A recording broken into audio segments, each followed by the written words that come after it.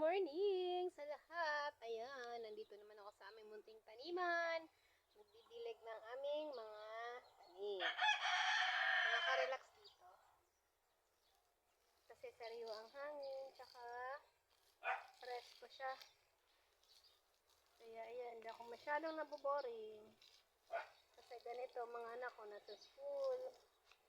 So ako lang nasa bahay. Kaya nagdidilig tayo. Nagdala pala ako ng tubig. Sinakay ko sa bike ko.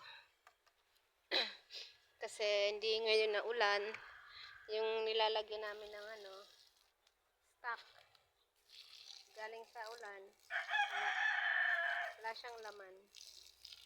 Kaya nagdala ako ng tubig para may pang dilig ako.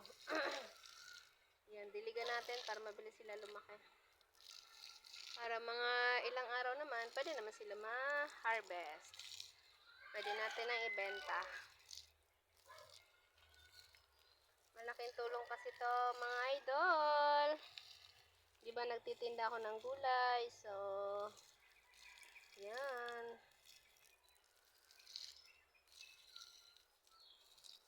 At sinatsagaan din namin magtanim-tanim dito. Para kahit papano. Kulang pa siya. Okay. So, dito naman na tayo.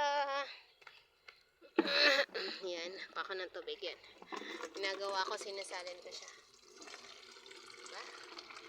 Yan, thank you for watching. Salamat.